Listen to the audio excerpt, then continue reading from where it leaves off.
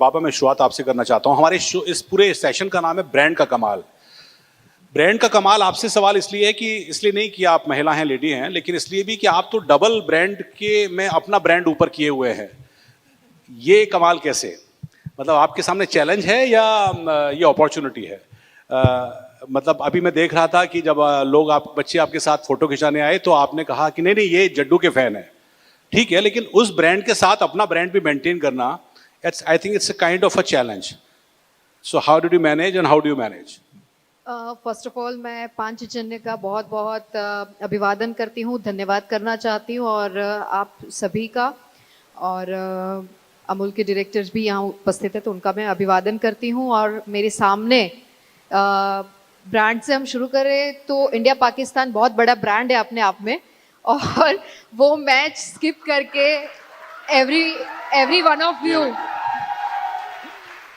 Of you आप इधर अपना समय निकाल के बैठे हैं हमको सुनने के लिए, और पांचजन्य को उनका जो माध्यम है उस माध्यम के द्वारा कुछ अर्चित करने के लिए आप सभी यहाँ पर उपस्थित हो। मैं बहुत बहुत स्वागत करती हूँ हमारे गुजरात में आप सभी का, और अभिवादित भी करना चाहती हूँ। अब सीधे आपके प्रश्न के ऊपर आती हूँ। मैं ऐसा पर्टिकुलरली मेरा मानना है कि हर एक स्त्री एक ब्रांड के माध्यम से आगे बढ़ना चाहती है, चाहे आप उसको लास्ट नेम से जोड़ लीजिए, बट मेरा ये मानना है कि मैं तो एक जरिया माध्यम हूँ कि बहुत सारी ऐसी मेरी बहनें हैं जिनका मैं आवाज़ बन सकती हूँ, जिनको केंद्र और राज्य के माध्यम से उनके लिए कुछ अच्छा करने का प्रयत्न कर सकती हूँ। तो it's a privilege for me.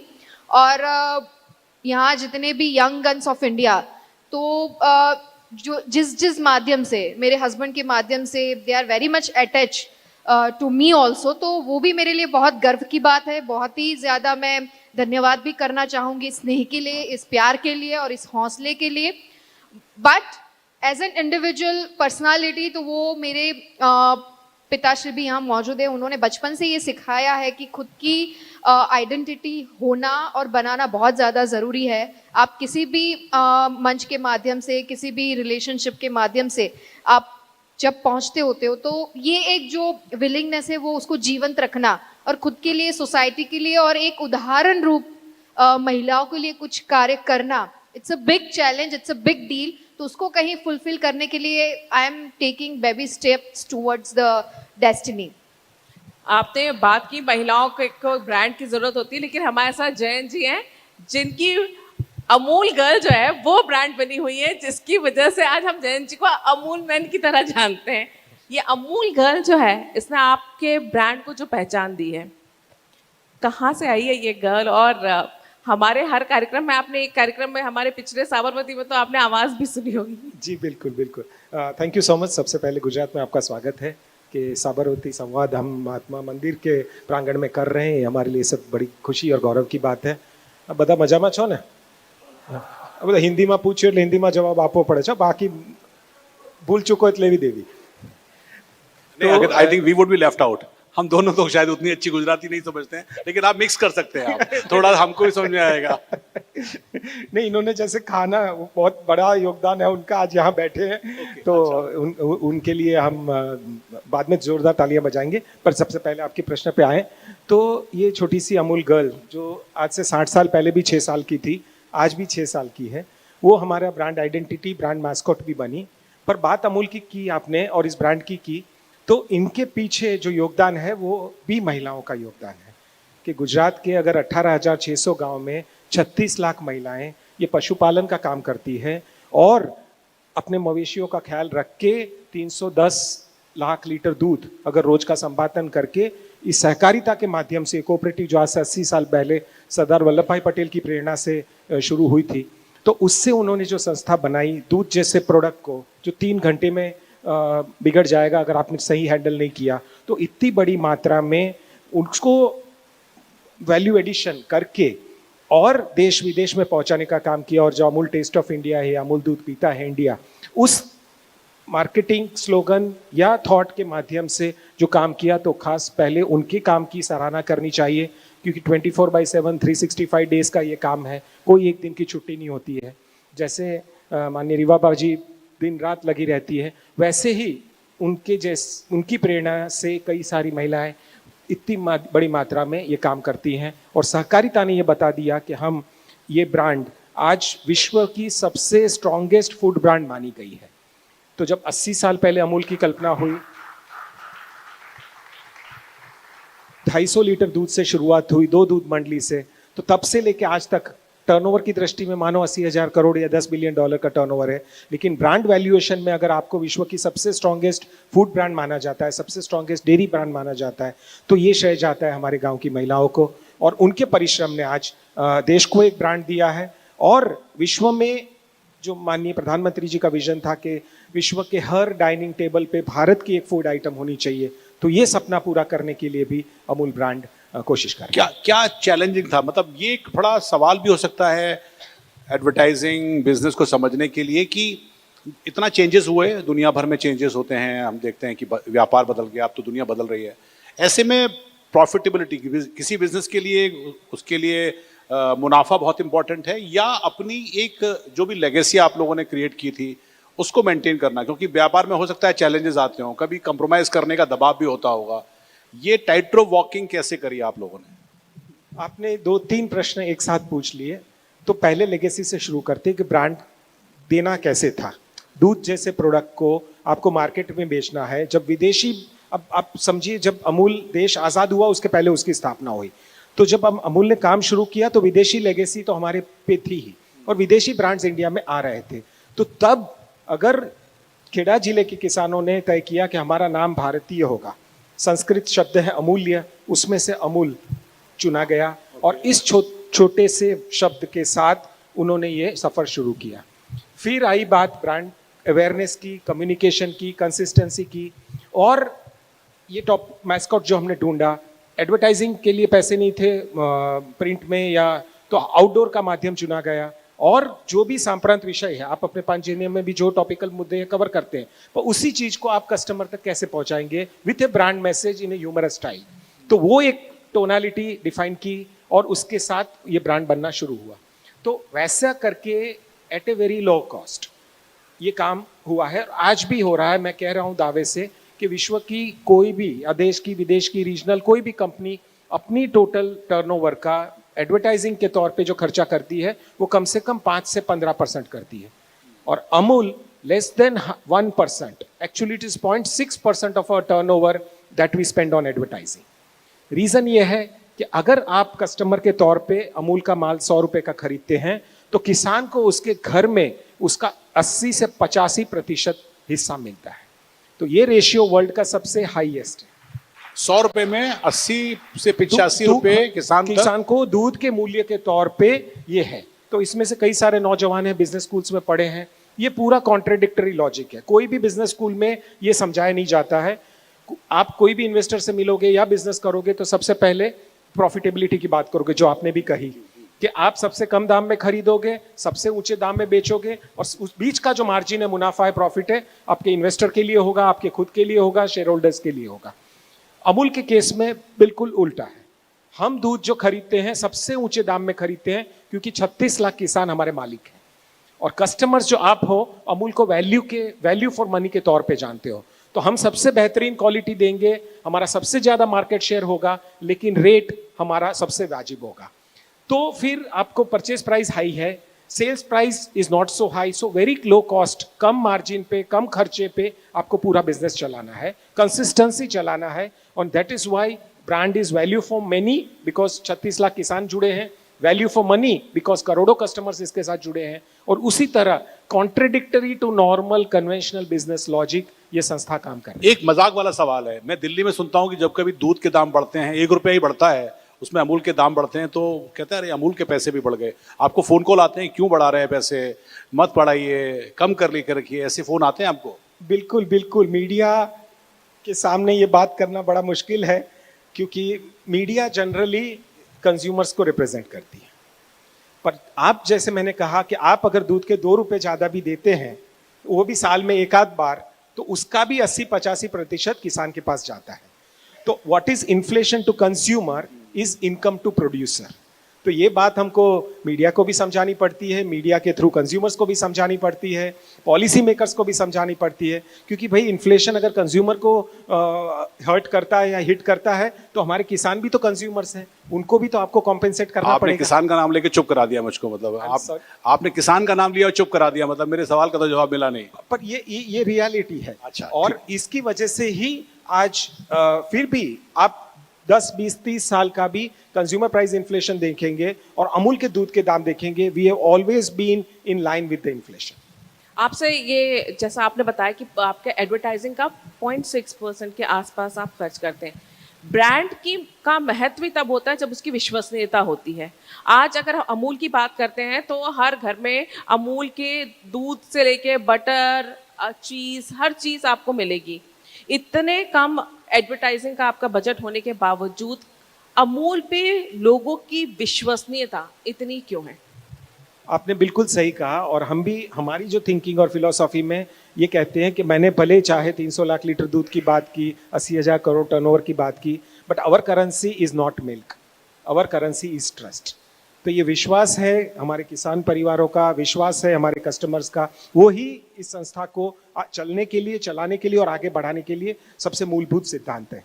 तो ये विश्वास आता है एडवर्टाइजिंग या ब्रांड बिल्डिंग से नहीं। एडवर्टाइजिंग आपको कुछ समय के लिए चकाचौंध कर देगी, मेस्मराइज कर देगी, बट कस्टमर की जर्नी में ब्रांड का जो इन्फ्लुएंस है, जो इम्पैक्ट है, और साथ में ये जो स्टोरी है कोऑपरेटिव्स की, महिलाओं के सशक्तिकरण की, livelihood at the grass root level की, और साथ में न्यूट्रिशन की, करोड़ों कंज्यूमर्स की, तो ये आपको बुनना पड़ेगा एक कॉमन थॉट में, एक कॉमन थ्रेड में, और उसके लिए एक्चुअली एडवर्टाइजिंग जरिया नहीं है। ये एक विश्वास लोगों को पूरे सिस्टम में आना चाहिए, प्रोडक्ट्स में आना चाहिए। ऑफ कोर्स क्वालिटी सबसे बेस्ट होनी चाहिए, प्राइजेस सबसे रीजनेबल होने चाहिए, तभी आप इस मार्केट को, और साथ में शेयर, मार्केट शेयर की तो बात ऑब्वियसली लॉजिकल आउटकम है, but heart share and mind share of the customers को जीतने के लिए कंटिन्यूअसली आपको काम करना पड़ेगा। So this is not a conventional matrix, but it is a combination of multiple things which will help you win the minds and hearts of the customer and of course the share of the market. हमने विश्वसनीयता की बात की रिवाबा, और influence हमारे इस conclave के जो मुख्य मुद्दे इंडस्ट्री, इन्फ्लुएंसर्स एंड एंटरप्रेन्योर। आप इन्फ्लुएंसर नहीं, मैं जडेजा की बात कर रही हूँ।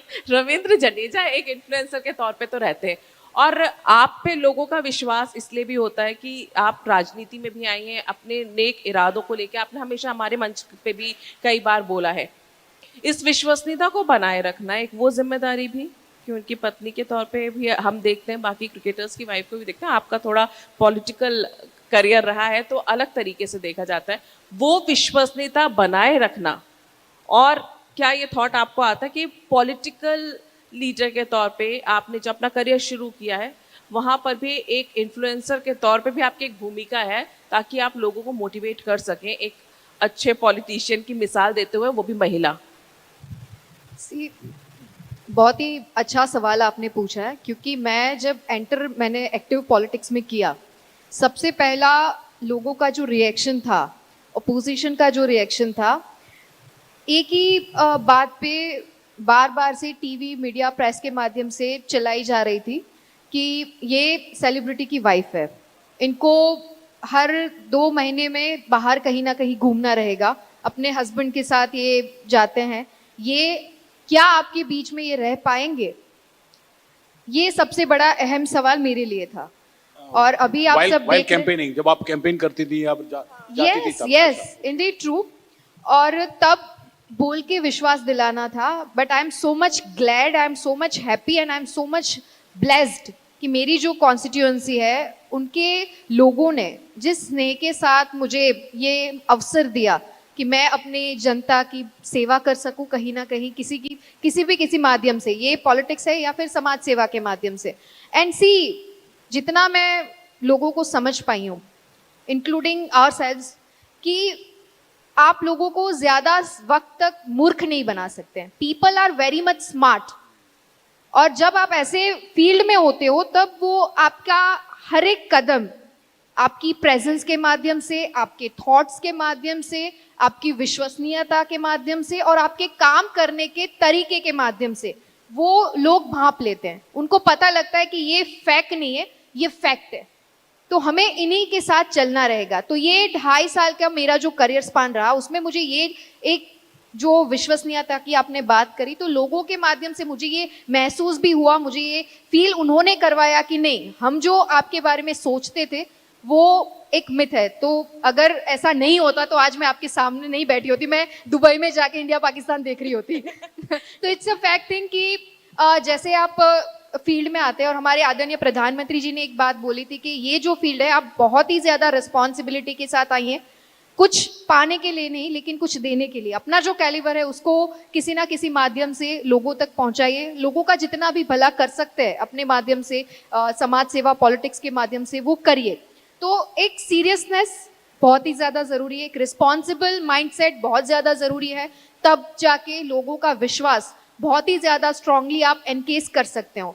दूसरी जो चीज मैंने महसूस की कि टिकट चलिए लास्ट नेम की वजह से मिल जाता है मुझे, लेकिन अगली बारी अगर मुझे इलेक्शन में खड़ा होना है तो मुझे 5 सालों का जो एक रिपोर्ट कार्ड है वो लोगों के सामने रखना पड़ेगा। वहां कोई रविंद्र जडेजा आकर मुझे बचा नहीं सकते, वहां मुझे खुद का अपना जो काम है, मेरा खुद का वर्क फोर्स है, वही इंप्लीमेंट करके लोगों का विश्वास जीतना होगा। तो I am on that notch कि अगर आपको कुछ देना है तो वो पूरा दिखावे के लिए नहीं, एग्जीक्यूशन के साथ, पूरे विश्वास के साथ, जनता के विश्वास के ऊपर खरा उतरने के लिए जो भी आप प्रयत्नशील रहकर आगे बढ़ सकते तो उस दिशा में आपको आगे बढ़ना चाहिए। एक मैं ये पूछना चाह रही थी, आपने जितने बार हम जब भी मिले हैं आपके मैंने काफी इंटरव्यूज भी देखे हैं रविंद्र जडेजा के, आप बहुत सम्मान करके और आप उनकी क्रिकेट की भी तारीफ करती हैं एज अ क्रिकेटर जो भी है। Ravindra Jadeja as a politician आपको कैसा देखते हैं और क्या बोलते हैं आपके बारे में? बहुत बारी ये सवाल मेरे समक्ष आया है। जब मैंने उनको भारतीय जनता पार्टी की सदस्यता दिलवाई तब प्रेस मीडिया का मारा मेरे फोन के ऊपर था कि क्या ये हम इसको साइन समझ सकते हैं, ये समझ सकते। बट एज ए यहाँ बहुत सारे यंग यूथ यहाँ पर प्रेजेंट है, तो उनको मुझसे ज़्यादा ये सवाल का जवाब पता है कि अभी बहुत क्रिकेट उनमें बाकी है, तो लेट इट बी कि अभी क्रिकेट के फील्ड में वो अच्छा करे और देश को प्राइड दिलाए। बाकी कल का तो मुझे भी नहीं पता है कि आपको एज अ पॉलिटिशियन वो क्या बोलते हैं आपके 2.5 साल के करियर को लेकर? मुझे अपना में अभी वो क्या कहते हैं कि रिवाबा जी नया करियर शुरू किया है या एज अ पॉलिटिशियन वो किस तरह आते हैं? He is a good human being rather than to say good political figure. मैं अभी इतना बता सकती हूँ कि 15 सालों का उनका जो करियर स्पान है, उनकी जो एक आइडियोलॉजी, फिलोसॉफी और थिंकिंग है कि हार्डवर्क, देश के प्रति समर्पित, अपना क्रिकेट करियर में जितना भी हो सके उतना प्रयास करना, तो ये जो एक माइंडसेट है वो उस माइंडसेट को मैं सराहना चाहूंगी कि बहुत ही अच्छा एक इंडिविजुअल देश के लिए खेलने वाला जो खिलाड़ी है वो बहुत अच्छा कर रहा है। तो he is good in terms of cricket. Politics का तो अभी मैं नहीं एनकेस कर पाऊंगी।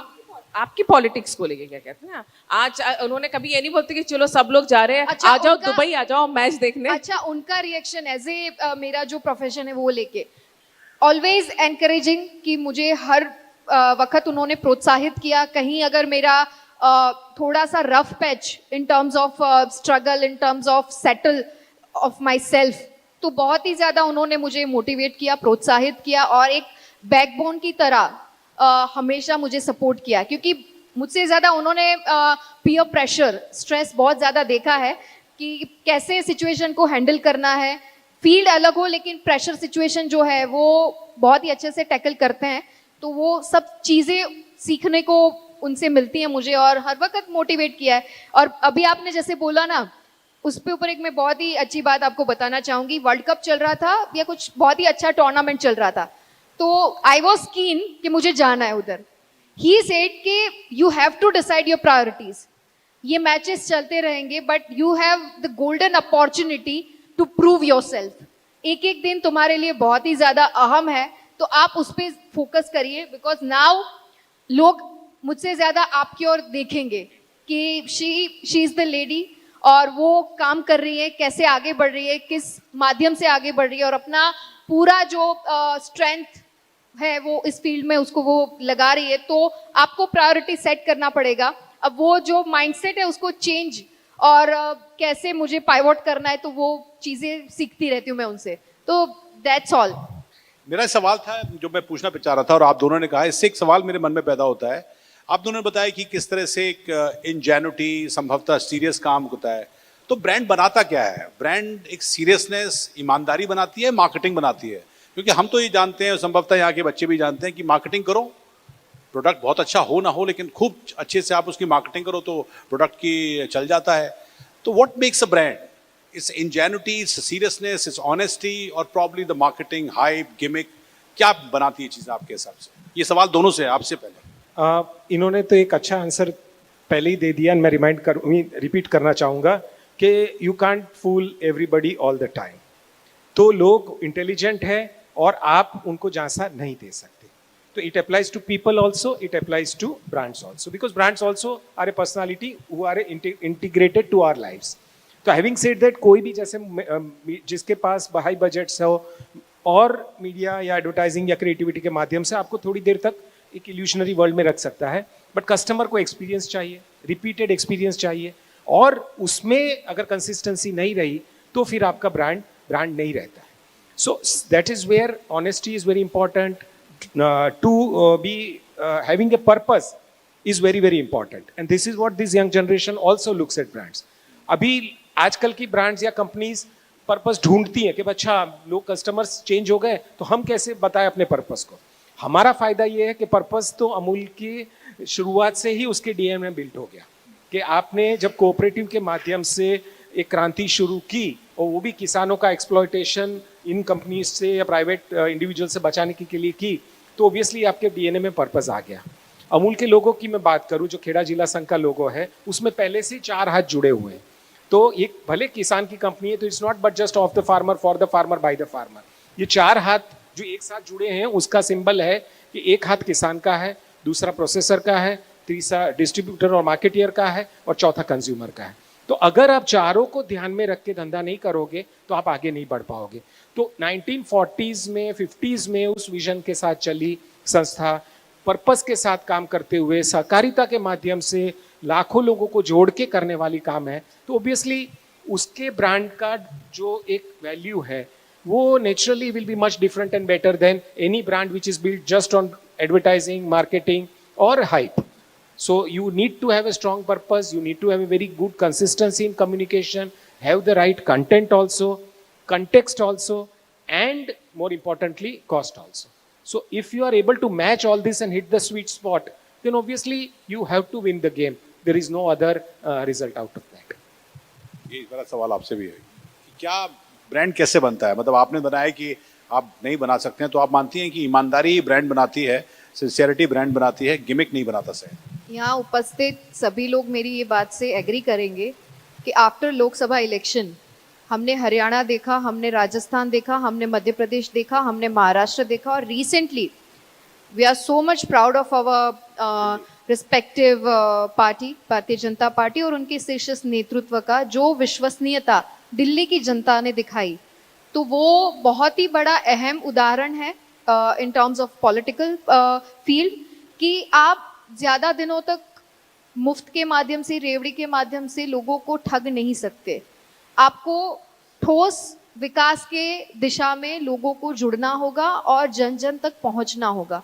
And Delhi is one of the greatest example, I must say, कि 27 साल बाद दिल्ली की जनता ने पुनः विश्वास के साथ भारतीय जनता पार्टी और शीर्ष नेतृत्व को चुना, साथ ही साथ विकास की राजनीति को चुना कि अब जनता जान चुकी है। तो वही मेरा एक जिस्ट और कंक्लूजन है कि यस इंडीड ट्रू, मैं एक बार गलत बोल सकती हूँ, मैं 2 बार लोगों को भ्रमित कर सकती हूँ, मैं तीसरी बार भी विश्वास में लेके लोगों को ठग सकती हूँ, लेकिन चौथी बार जनता मेरा कान खींच ही लेगी, क्योंकि उनको पता है कि सही और गलत किस हिसाब से चलते हैं। तो ऑब्वियसली रूट को उस तक समझना होगा, विकास की बात करने के बजाय विकास तक पहुंचना, और लोगों को, और इस बार का बजट उसका साक्षी है कि मध्यम वर्ग को केंद्र स्थान में रखकर, जो भारतवर्ष की सबसे ज्यादा आबादी है, हमारा मिडिल क्लास, उनको केंद्र स्थान में रख के इस साल बजट भी हमारी आदरणीय नाणा मंत्री श्री ने पेश किया, और ऐसे ही अभी हमारा गुजरात का जो बजट चल रहा है।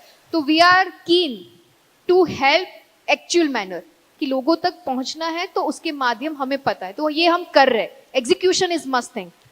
अच्छा, एक चीज आपने बताया लोगों तक पहुंचना है, और दिल्ली इलेक्शन की क्योंकि आपने बात की, एक तरीका जो पॉलिटिशियंस का, स्पेशली मैं यंग पॉलिटिशियंस की बात करूंगी, जो बहुत तेजी से बदला है और इस बार हमने चुनावों में देखा है, चाहे वो शहजाद पूनावाला हो, चाहे वो कपिल मिश्रा हो, उन्होंने यंग जनरेशन को या यूथ तक पहुंचने के लिए या आम जनता तक पहुंचने के लिए वो काम किया है जो अमूमन पत्रकार करते हैं। वो उस जगह पर गए, एक तरह से रिपोर्टिंग करते हुए मुद्दों को उठाया। क्या आपको फिर आप जब हम बात करते हैं ना कि आज के पॉलिटिशियन इन्फ्लुएंसर्स भी होते हैं और उनका अच्छा खासा फैन बेस है सोशल मीडिया पर, आपको लगता है कि ये एक नया तरीका है जो यंग पॉलिटिशियंस आ रहे हैं उनको आज की जनरेशन से जुड़ने का? इसके लिए ग्रेटेस्ट एग्जाम्पल मैं देना चाहूंगी हमारे आदरणीय प्रधानमंत्री जी का, कि सभी वर्ग के साथ जिस हिसाब से वो जुड़ते गए, उनका जो पॉलिटिकल करियर, उन्होंने 2 दायका से ज्यादा गुजरात को सर्व किया, उसके बाद वो पीएम बने। तो जिस हिसाब से, क्योंकि मुझे ये एक्सपीरियंस हो रखा है, इसीलिए मैं अपने माध्यम से ये बात कहना चाहूंगी, मैं पहली बार मिली तब जो उनकी प्रतिक्रिया थी, तो मुझे ऐसा कभी लगा ही नहीं कि मैं अपने आदरणीय प्रधानमंत्री श्री को मिल रही हूँ। He is one of the greatest influencer, कि जिन्होंने हर एक वर्ग को अपने माध्यम से, सेवा के माध्यम से, पॉलिसीज के माध्यम से इंक्लूजन्स में रखा।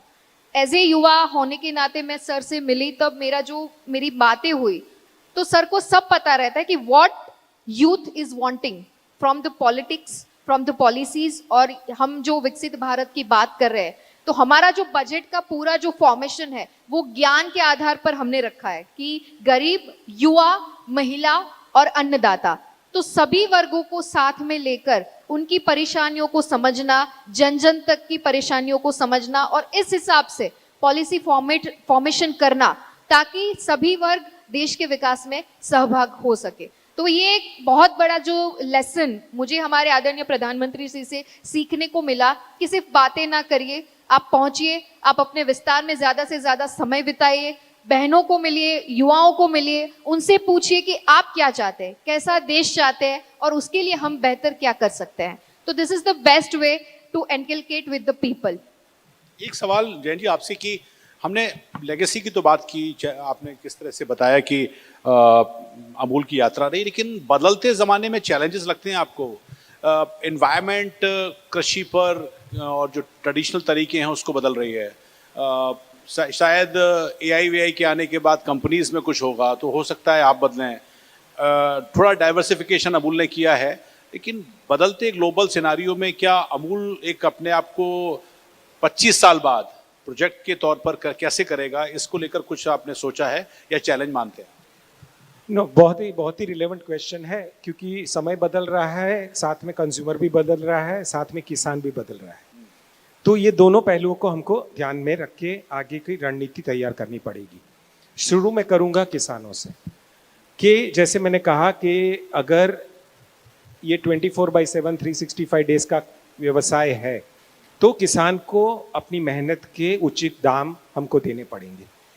तो वो एक हमेशा टॉप ऑफ द माइंड संस्था के लिए एक रिक्वायरमेंट रहेगा, और साथ में कस्टमर को ये समझाते हुए आपको ये जर्नी तय करनी है। वन साइडेड ये हो नहीं सकता कि आपने किसान के दूध के भाव बढ़ा दिए और साथ में कंज्यूमर को भी साथ में नहीं रखा, तो it will create a thing. But the fact remains कि यंग जनरेशन को डेयरी को एंटरप्रेन्योरशिप के तौर पे, स्टार्टअप पे तौर पे हम कैसे अट्रैक्ट करें, टेक्नोलॉजी उसमें कैसे लाए, ऑटोमेशन उसमें कैसे लाए, और ये जो काम है पशुपालन का वो अच्छी तरह से कर पाए, ताकि घर उनके गांव में रह के उनको रोजगारी मिले, उनको बिजनेस अपॉर्चुनिटी मिले, डेयरी के साथ जुड़ने का काम मिले, विश्व की सबसे स्ट्रॉन्गेस्ट फूड ब्रांड का हिस्सा होने का गर्व उनको महसूस हो, और मार्केट के लिए उन्हें कहीं जाना ना पड़े। तो ये एक सबसे इंपॉर्टेंट पहलू है जिस पे हम काम कर रहे हैं। और हमारा AI तो बरसों से चल रहा है कि हमारा AI आर्टिफिशियल इंसेमिनेशन होता है, मीन्स कि अगर गाय की नस्ल को हमने इम्प्रूव किया थ्रू आर्टिफिशियल इंसेमिनेशन, अच्छी ब्रीड की संवर्धन किया, तो ऑब्वियसली प्रोडक्टिविटी बढ़ेगी और किसान की आय बढ़ेगी। तो ये एक डेफिनेटली सबसे इंपॉर्टेंट पहलू है हमारे बिजनेस में। साथ में बात करते हैं मार्केट की और कंज्यूमर्स की, तो मार्केट बदल रहा है, यंग कंज्यूमर्स की रिक्वायरमेंट बदल रही है। आज से 20, 25, 30 साल पहले food was seen as food which was only carbohydrates. Young generation को पता चला कि मुझे मैक्रोस की तरफ देखना है, माइक्रोस की तरफ देखना है। तो मिल्क फॉर्चुनेटली एक सुपर फूड है, जिसके अंदर फैट भी है, जिसके अंदर प्रोटीन भी है, जिसमें अंदर कार्बोहाइड्रेट भी है। तो ये तीनों को हम किस तरह से कंज्यूमर फ्रेंडली वे में अप्रोच करके उनका मार्केट बिल्डअप कर सके। हमने अपनी और को भी बदलना पड़ेगा, टेक्नोलॉजी प्रोसेसेस को भी चेंज करना पड़ेगा। प्रोटीन जैसे क्षेत्र में हमने अभी काम कर रहे हैं हम लोग, हाई प्रोटीन लस्सी, हाई प्रोटीन बटर मिल्क, वे प्रोटीन कॉन्सेंट्रेट्स, विश्व का सबसे हाईएस्ट रेशियो प्रोटीन वाला हाई प्रोटीन मिल्क हो, दही हो। ऐसे ही रेगुलर फूड आइटम कंजम्पशन में आपको जितना 1 ग्राम पर केजी ऑफ बॉडी वेट की प्रोटीन की रिक्वायरमेंट जो हमें सबकी है वो अमूल के माध्यम से आपको मिलेगी, तो आप तंदुरुस्त भी रहेंगे और साथ में ये डेयरी का मार्केट भी डेवलप होगा। प्रोबायोटिक्स है, अगर देश की हेल्थ को और हम सबको अगर 100 साल जीना है बिना किसी दवाई के, तो प्रोबायोटिक्स जैसे गुणकारी बैक्टीरिया हमको जरूरी रोज लेने हैं। और अमूल की छाछ जो पूरे देश में 30 लाख लीटर रोज बेचते हैं, बिना एक्स्ट्रा चार्ज किए हमने एक भी रुपया उसको प्रोबायोटिक कन्वर्ट कर दिया पिछले साल। तो आप आज से 5-10 साल बाद हेल्थ की सर्विस करेंगे तो भारतीयों की हेल्थ डेफिनेटली इंप्रूव होगी, क्योंकि हमने गुणकारी प्रोबायोटिक बैक्टीरिया भी दिए। ऑर्गेनिक्स की दिशा में भी हम काम कर रहे हैं कि हम सबको खाना चाहिए, अच्छी क्वालिटी, अच्छे स्वाद का खाना चाहिए, पर हम ये नहीं जानते हैं कि हम जो फूड खा रहे हैं वो कितने केमिकल फर्टिलाइजर से बना है, उसमें कितने पेस्टिसाइड्स मिले हैं। तो उसके लिए ऑर्गेनिक्स की तरफ जाना जरूरी है। किसानों को हमको प्राकृतिक खेती की तरफ, ऑर्गेनिक फार्मिंग की तरफ मोड़ना है, कंज्यूमर को उसके साथ जोड़ना है। और इस ब्रांड का, ये ब्रांड है अमूल, वो किसानों को कंज्यूमर्स के जोड़ने का सेतु का काम कर रही है, तो उस दिशा में काम कर रहा है। तो प्रोडक्ट्स को कंज्यूमर फ्रेंडली वे में उनको जो फॉर्मेट में चाहिए, जहां चाहिए, जिस माध्यम से चाहिए, ऑनलाइन हो या रिटेल से हो या पार्लर से हो या सुपरमार्केट से हो, वो देने का काम हमको करना है। अब बात करते हैं फ्यूचर की और विश्व की। आज भारत में दूध, भारत विश्व का सबसे लार्जेस्ट दूध प्रोड्यूसिंग देश है, और भारत का सबसे बड़ा एग्रीकल्चरल क्रॉप वो गेहूं नहीं है, चावल नहीं है, ऑयल नहीं है, वो दूध है। और ये सबकी तीनों की मूल्य से ज्यादा दूध का मूल्य का उत्पादन है, और 8 करोड़ परिवार दूध पे निर्भर हैं अपनी लाइवलीहुड के लिए, और 140 करोड़ लोग दूध की वजह से आज सेल्फ आत्मनिर्भर है हम लोग, और हमारा न्यूट्रिशन हमारे देश से हमको मिल रहा है। विश्व का 1/4 हिस्सा दूध का भारत में उत्पादन हो रहा है, यानी अगर वर्ल्ड में 4 ग्लासेस का दूध का उत्पादन है तो 1 ग्लास भारत से होता है। अगले 10 साल में यह हिस्सा 1/3 हो जाएगा। तो जैसे अमूल टेस्ट ऑफ इंडिया है और कोऑपरेटिव्स के माध्यम से पूरे देश में आज सहकारी क्रांति फैली हुई है, अगले 10 सालों में अगर विश्व का 1/3 हिस्सा दूध भारत में उत्पन्न होता है, तो अमूल को भी डेयरी टू द वर्ल्ड बनने का, भारत को भी डेयरी टू द वर्ल्ड बनने का एक अच्छा अपॉर्चुनिटी है। तो उसको भी हम सेंस कर रहे हैं। अभी हाल ही में हमने यूएस में दूध लॉन्च किया, अगले महीने हम लोग यूरोप में अमूल दूध लॉन्च करने जा रहे हैं, और सहकारिता और कोऑपरेशन बिटवीन कोऑपरेटिव्स के माध्यम से हम ये काम आगे बढ़ाने जा रहे हैं। तो एक बहुत बड़ी अपॉर्चुनिटी है हमारे किसानों के लिए। और सबसे इंपॉर्टेंट बात मैं करूं तो ये कोऑपरेटिव्स को एक ज्यादा जोश देने के लिए एक नई मंत्रालय सरकार ने खोली, सहकारिता मंत्रालय, आज से 3 साल पहले। और हमारे अमित शाह साहब हैं, वो ही पहले हमारे देश के सहकार मंत्री बने। तो उनका जो सहकारिता का पूरे जिंदगी का अभी तक का जो एक्सपीरियंस रहा, उन्होंने इस मंत्रालय के माध्यम से देश में सभी कोऑपरेटिव्स को सशक्त करने का काम किया। कोऑपरेटिव्स जैसे गुजरात में 18,000 गांव हैं, सब गांव में दूध मंडली है। देश में 7 लाख गांव है, लेकिन 2 लाख गांवों में ही दूध मंडलियां हैं। तो अगले 5 साल में उनका विजन है कि और 2 लाख गांवों में दूध मंडलियां बनाई जाए। मींस ज्यादा से ज्यादा दूध कोऑपरेटिव सेक्टर में आएगा, ऑर्गेनाइज सेक्टर में आएगा, महिलाओं को जोड़ा जाएगा, उनके बैंक अकाउंट में पैसा जाएगा, तो ऑब्वियसली रूरल इकोनॉमी स्ट्रांग होगी, विमेन एम्पावरमेंट होगा। ज्यादा से ज्यादा दूध ऑर्गेनाइज सेक्टर में आने से, प्रोसेसिंग वैल्यू एडिशन होने से सबको फायदा होगा। तो ये कोऑपरेटिव्स के माध्यम से जो डेयरी डेवलपमेंट हो रहा है, भारत का डेवलपमेंट हो रहा है, सहकार से समृद्धि का एक सिर्फ स्लोगन नहीं है, पर गांव गांव में इसका इंप्लीमेंटेशन हो रहा है। तो उसकी वजह से मुझे विश्वास है कि आगे के समय में भी जो ये मूवमेंट अभी तक शुरू हुई और इस मुकाम पे पहुंची है, उसका मल्टीफोल्ड ग्रोथ फ्यूचर में आने की उम्मीद है। हम अपने लगभग शायद आखिरी उसमें हैं, अगर कुछ लोग सवाल करना चाहें तो कर सकते हैं। 2-3 4 ही सवाल लेंगे हम, कितना समय है ये बता दीजिएगा। जी पूछें। कुछ माइक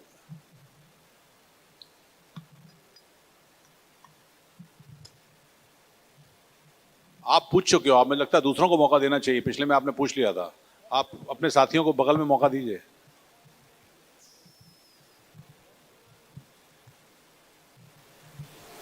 हेलो जी, नमस्कार। मेरा सवाल जयेश जी से है। मैं ये जानना चाहता हूँ कि जैसे अभी हम घी से मेरा सवाल है कि घी में हम देख रहे हैं मार्केट में बहुत सारे प्लेयर्स हैं और रेट जो है बहुत ऊपर, कहीं 2500 3000 रुपये किलो भी है। और अमूल कैसे अपना प्राइस इतना कम रखे हुए और क्या क्वालिटी वही दे पा रहा है जो बाहर वाले लोग ऐसा मांगते हैं? बहुत बहुत ही अच्छा क्वेश्चन है। और घी हमारे सबके साथ जुड़ा हुआ एक बहुत ही इम्पोर्टન્ટ प्रोडक्ट है। તો ગુજરાતીમાં કહે ને દેવું કરજો પણ ઘી ખાજો, બરાબર? પણ આપણે દેવું ના કરવું પડે એવું પ્રાઇઝિંગ સ્ટ્રેટેજી છે। જેમ મેં આગળ કીધું ને, દૂધમાં 3 વસ્તુ હોય। वन इज पानी which is 85% of milk, fat होता है 6 से 7%, और सॉलिड्स नॉट फैट जिसमें प्रोटीन होता है, लैक्टोस होता है, वो करीबन 9% होता है। तो अमूल जो काम करता है वो दूध लेता है, तो ये तीनों का वैल्यू एडिशन या सम ऑफ पार्ट्स गेम खेलता है। सो अगर मैंने दूध से फैट निकाल दिया तो घी बना, मक्खन बना, क्रीम बना। तो साथ में ही जो रहता है बाकी शेष वो होता है स्किम मिल्क। आप उससे स्किम मिल्क पाउडर बनाओ, आप उसमें से और सारा वैल्यू एडिशन भी करो। तो बिकॉज ऑफ दैट हम लोग घी को भी उचित दाम में बेचते हैं, किसान को दूध का भी सबसे उचित दाम देते हैं, और जो वैल्यू एडिशन का फायदा है वो किसान को तो मिलता ही है अच्छे दामों में, लेकिन कंज्यूमर को भी मिलता है अच्छी क्वालिटी के प्रोडक्ट वाजिब दाम में मिलने के लिए। दूध में मानक है, जो घी में जो टेस्टिंग के मानक है, वो फैट की प्योरिटी को देखा जाता है, और वो फैट सबसे बेस्ट क्वालिटी का हो उसके लिए हमारे जो स्टैंडर्ड्स हैं और इंटरनल क्वालिटी कंट्रोल के स्टेप्स हैं वो गवर्नमेंट के फूड सेफ्टी के स्टैंडर्ड से भी कई लेवल ऊपर है।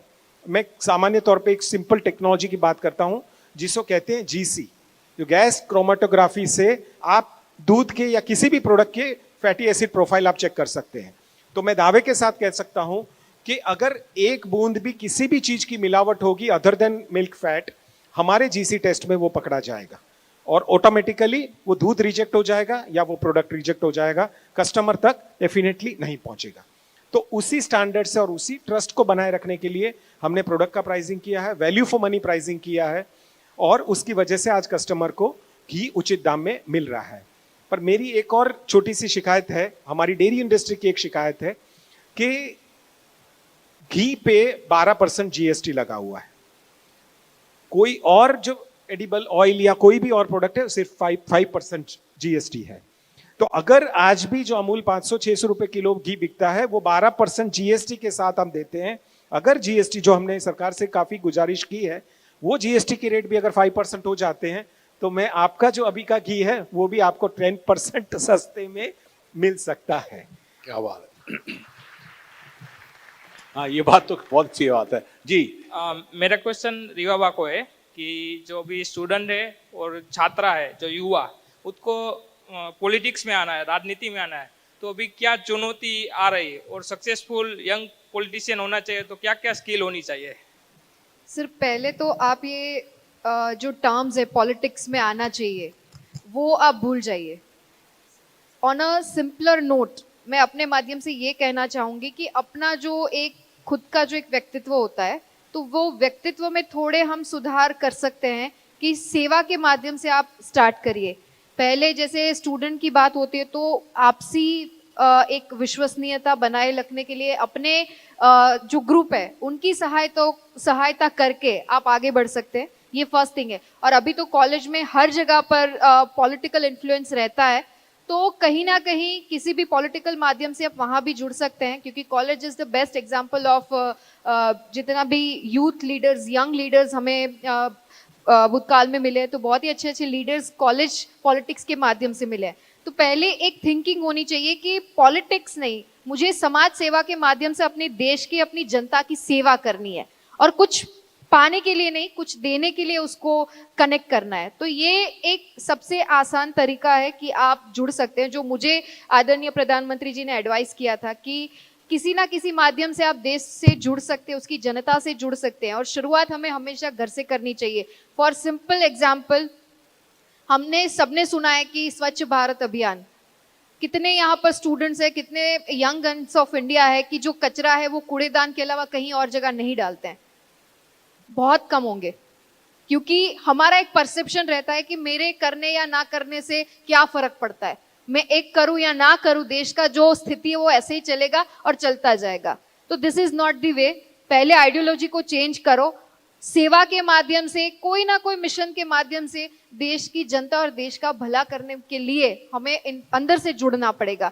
तो ये एक मेरी खुद की फिलोसॉफी है कि पॉलिटिक्स इट्स ऑल अबाउट सेवा, कि आप जितना हो सके उतना बेटरमेंट के लिए, लोगों की भलाई के लिए क्या कर सकते हैं। मैं अपना खुद का वही एक आइडियोलॉजी मान के चलती हूँ कि मुझे ये करना है, क्यों करना है, किसके लिए करना है, अपने लिए करना है, क्योंकि मुझे सेटिस्फेक्शन मिल रहा है अगर कुछ अच्छा मैं करती हूँ तो दिस इज द वे कि आप यहाँ से शुरुआत कीजिए और आगे जाके भारतीय जनता पार्टी के माध्यम से, आप तो विद्यार्थी परिषद में इंक्लूड हैं, तो उस माध्यम से भी आप एक्टिव पॉलिटिक्स में आ सकते हैं, क्योंकि बहुत अच्छे लीडर्स की जो नीड है वो इस फील्ड में भी है कि जो सेल्फलेस होके देश की सेवा कर सके। पूछिए आखिरी सवाल। नमस्ते, मेरा क्वेश्चन रीवा बा से है। जैसे कि मेंस क्रिकेट की बहुत ज़्यादा हाइप और वो बहुत ज़्यादा पॉपुलर भी है, तो वैसे ही वुमेन्स क्रिकेट का क्यों नहीं इतना हाइप और फेमस है? आपने थोड़ा आउट ऑफ टेक्स्ट बुक वाला सवाल कर दिया, but still I am going to give an answer कि अभी जिस माध्यम से हमारे जो पहले भूतपूर्व बीसीसीआई के सेक्रेटरी और अब आईसीसी के सेक्रेटरी है आदरणीय जय शाह जी, वो विमेंस क्रिकेट को लेके बहुत ज़्यादा कीन है। बहुत ही ज़्यादा अच्छी policies in terms of sports उन्होंने इम्प्लीमेंट भी करवाया है, particularly in cricket. But cricket से थोड़ा आगे जाके मैं तो वहाँ तक कहना चाहूँगी कि हमारी देश की जो यंग बेटियाँ हैं वो बहुत ही अच्छा प्रदर्शन कर रही है कॉमनवेल्थ में, एशियन गेम्स में, इन टर्म्स ऑफ ओलंपिक्स। तो हम उसको मोटिवेशन देने के माध्यम से केंद्र सरकार एवं राज्य सरकार की बहुत अच्छी स्कीम्स जो हैं उसको हम इम्प्लीमेंटेशन के लिए रख रहे हैं कि जहां बेटियों को ज्यादा बढ़ावा दिया जाए। और रही बात क्रिकेट की, तो now we are doing wonderful job. जरूरत है कि एक विश्वास जो है वो दिलाया जाए, बिकॉज सरकार के माध्यम से और एक इंडिपेंडेंट बॉडी के माध्यम से वी आर सो मच कीन कि महिला क्रिकेट को ज्यादा प्रोत्साहन मिले। और मेरी बेटी जो है she is also in cricket, तो वो भी, उसको भी आगे बढ़ना है।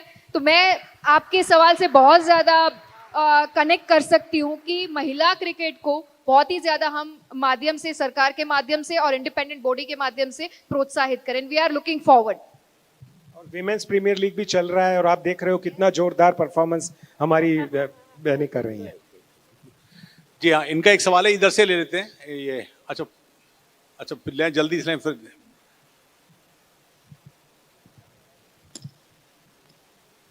हेलो, मेरा क्वेश्चन जैन सर से है। फॉर एग्जांपल, जिस स्टेट में अभी अमूल नहीं है, इंदौर में जैसे सांची डेयरी है, और उनको कुछ टेक्नोलॉजी की आवश्यकता है, तो आपका क्या स्ट्रेटेजी रहती है कि उनको मतलब नर्चरिंग करने की कुछ अमूल की स्ट्रेटेजी है या नहीं? अच्छा, बहुत अच्छा क्वेश्चन किया, क्योंकि कोऑपरेशन एमोंग कोऑपरेटिव्स एक बहुत ही स्ट्रांग फंडामेंटल पिलर है सहकारिता को आगे बढ़ाने का। जैसे गुजरात में अमूल हुआ, इस मॉडल को पूरे देश में ऑपरेशन फ्लड के माध्यम से ले जाया गया। और जो सांची है या नंदिनी है कर्नाटका में, आविन है तमिलनाडु में, मिर्लमा है केरला में, सरस है राजस्थान में, वेरका है पंजाब में, वो सभी कोऑपरेटिव्स अमूल मॉडल पे ही शुरू हुई है और अमूल मॉडल पर ही काम कर रही है। तो मार्केट में चाहे आपको लगेगा कंपटीशन कर रही है ये ब्रांड्स, लेकिन अंदर से हम लोग सब जुड़े हुए हैं। तो आज देश की किसी भी डेयरी को कोई भी सहाय की जरूरत हो, कोई भी टेक्नोलॉजी की जरूरत हो, कोई भी प्रोसेस की समझ करनी हो हमारी ओर से, तो वो हम सब बिना किसी एक्सपेक्टेशन के एक दूसरे के साथ शेयर करते हैं। और इसी वजह से देश में कोऑपरेटिव्स का भी ग्रोथ हो रहा है। कोऑपरेटिव्स क्योंकि किसानों की मालिकी संस्था है, तो एक किसान दूसरे किसान को मदद करने के लिए तो ऑब्वियसली तत्पर रहेगा ही, और वही काम अमूल भी कर रहा है। तो सांची ही नहीं, देश की सभी कोऑपरेटिव्स के साथ मिलके हम डेफिनेटली काम करते हैं और आगे भी अच्छी तरह से करते रहेंगे। हेलो, नमस्कार सर। मेरा सवाल आपसे है। देखिए, अमूल मुझे लगता है सर्विस टू नेशन है। कैसे नहीं बोलूँगा, क्यों, बहुत लंबा सवाल हो जाता है मेरा। मैं बोलता हूँ कैसे इस टाइप का इंस्टीट्यूट को बिल्ड किया जाए, कैसे मैनेजमेंट क्लासेस में आपको सिखाया जाए कि how can you build a institution like Amul. अब क्यों, ये भी मैं बोल देता हूँ, मौका मिल गया तो लंबा कर ही देता हूँ इसको। देखिए, अमूल का 4 पिलर्स है, आपने ही बताया। पहला क्या है, फार्मर्स, दूसरा क्या है, प्रोसेसर्स, तीसरा क्या है, डिस्ट्रीब्यूटर्स, एंड चौथा क्या है, कंज्यूमर्स। फार्मर्स को क्या मिलता है, money for the product. Distributors को क्या, प्रोसेसर्स को क्या मिलता है, money for the work. Distributors को क्या मिलता है, money for the work, and consumers को क्या मिलता है, वैल्यू फॉर द प्रोडक्ट। तो और इसमें किसी का भी नुकसान नहीं होता है, प्रॉफिट सबको डिस्ट्रीब्यूट हो रहा है। मैं बोलता हूँ मैनेजमेंट स्कूल्स में इंस्टीट्यूशन बिल्डिंग के अंदर जो कोर्सेज इंडिया में अभी होने चाहिए, कैसे एक ऐसे इंस्टीट्यूशन को डेवलप करना बच्चों को सिखाया जाए, so that they can try to build a institution like this, like Amul. बहुत ही अच्छा क्वेश्चन है। इनफैक्ट क्वेश्चन के साथ आंसर भी आपने काफी सारा दे दिया। पर जो ये बात है अमूल की, वो है सहकारिता की, और कोऑपरेशन ऐसी चीज है, वो एक सिखाई या समझाई जाना मुश्किल है उसको। जैसे माननीय रिवाबा जी ने कहा, कोई चीज आपको इम्प्लीमेंट करके ही आप उसको सीख पाओगे, ठीक है। तो ये कंसेप्ट तो है, ग्लोबली एक्सेप्टेबल कंसेप्ट है, लेकिन उसको जमीन पे उतारना कि कोई भी कास्ट क्रीड, रिलीजियन या किसी भी डिफरेंसेस के सिवा दूध अगर देने के लिए गांव के किसान इकट्ठा होते हैं तो एक ही लाइन में आते हैं, वो दूध एक ही कैन में जाता है, वही दूध प्रोसेस होके जाता है। तो जो देश की भावना है, देश का जो मूल्य है, सबको साथ में लेके चलने की जो भावना है, देश की बात है जो ये माध्यम से हो रही है, वो सबको आपको इम्प्लीमेंट करना है, और you have to live it every day, and that happens only because of cooperation. सभी एक ही लेवल के हैं, कोई ऊंचा नहीं है, कोई नीचा नहीं है, और जो भी काम करेंगे सब मिलके सहयोग से करेंगे। तो ये चीज आज के जमाने में, या लोग कहते हैं कमर्शियल माइंडसेट में, मुश्किल है, but because it is been implemented across the country in the dairy sector, across the country, happening in multiple sectors, I am very confident that these things will become much bigger and better. और ये जो cooperation between cooperatives हो, या सहकार से समृद्धि हो, या cooperatives as a benefit to all हो, 2025 का साल यूनाइटेड नेशंस ने इंटरनेशनल ईयर ऑफ कोऑपरेटिव्स के नाम पे घोषित किया है। तो ये सब चीजें सहकारिता की भावना को बढ़ावा देगी, लोगों को एक खुले माइंडसेट से काम करने की करेगी कि आज मुझे अगर आगे बढ़ना है तो साथ में आपको लेके बढ़ना है। I will not grow at your cost, we will grow together. और सबसे एक चीज मैं बताना चाहूंगा कि जो कोऑपरेशन मंत्रालय ने एक और बढ़िया डिसीजन लिया है, वो है कोऑपरेटिव यूनिवर्सिटी की स्थापना करने। अमूल के स्थापक रहे त्रिभुवन दास पटेल जी, तो उन्हीं के नाम पे आनंद में स्थापित इंस्टीट्यूट ऑफ रूरल मैनेजमेंट को पिछले पार्लियामेंट के सेशन में, इनफैक्ट इसी पार्लियामेंट के सेशन में एक बिल पास हुआ है जिसको नेशनल कोऑपरेटिव यूनिवर्सिटी त्रिभुवन दास जी के नाम पे भारत सरकार ने घोषित की। तो आप जो बात एजुकेशन की कर रहे हैं, ट्रेनिंग की कर रहे हैं, वो एक फॉर्मल वे में देश में पहली बार होने जा रही है। तो आज के नेक्स्ट जनरेशन को कोऑपरेटिव्स के जोड़ने के लिए और उनको सही प्रशिक्षण देने के लिए यह संस्था काम करेगी। और ये विजन के लिए भी मैं माननीय प्रधानमंत्री जी और अमित शाह जी और पूरे लीडर्स का ये धन्यवाद करना चाहता हूं कि मैं तो इंस्टीट्यूट ऑफ रूरल मैनेजमेंट आनंद से आज से 34 साल पहले पढ़ाई की थी। 10वीं बैच से मैं पास हुआ था। 91 में वहाँ पास करके मैंने अमूल में ज्वाइन किया था। तो जो हमने सीखा था वो तो हम इम्प्लीमेंट करने का मौका मिला, पर इसको स्ट्रक्चर्ड वे में पूरे देश में सभी को कैसे ये ट्रेनिंग दी जाएगी, उनका डेवलपमेंट कैसे होगा, ये यूनिवर्सिटी के माध्यम से होगा। और ये हमारे सबके लिए एक फ्यूचर के लिए बहुत बड़ी चीज़ है। जी बिल्कुल। तो ब्रांड पर बात हुई, दरअसल जैसा दोनों ने कहा उसका सार तो ये निकलता है कि ब्रांड दरअसल सिर्फ एक प्रोडक्ट को नहीं बेचता है, बल्कि ये भावनाएं एक तरह से जगाता है, एक भरोसा जीतता है और यादों में बसता है। आप दोनों का बहुत बहुत धन्यवाद। अमूल यादों में बसाए लोगों की शायद यही कारण है, और आप भी अपने ब्रांड वैल्यू के जरिए यादों में बसी, जिस हिसाब से सवाल आते हैं। बहुत बहुत धन्यवाद आपका। रविंद्र जडेजा के बाद रिवाबा जडेजा भी अपने आप में एक ब्रांड है युवा लोगों के लिए प्रोत्साहित करने के लिए कि आप समाज सेवा के थ्रू भी पॉलिटिक्स में आके देश की सेवा कर सकते हैं। मैं इस बात पे यही रिएक्ट करना चाहूंगी कि it will take time, but definitely it will. Thank you. Thank you so much. मैंने माननीय रिवाबा जी को मुझे गोवा में सुनने का भी मौका मिला था, और वहां भी जो उनकी तारीफ और तालियां बजी थी वैसे आज भी डेफिनेटली हम गुजरात में हमारे घर में बज रही है। मुझे बड़ी खुशी हो रही है। Thank you ma'am sir. एक बात और बता देता हूँ जैन जी, एक खतरा रहता है ज्यादा बड़े स्टार के साथ बैठने वाला दूसरा गेस्ट को लगता है मुझे मौका मिलेगा नहीं मिलेगा, लेकिन आपने तो अच्छा आज प्रदर्शन, आपने भी अच्छी बैटिंग करी है आज।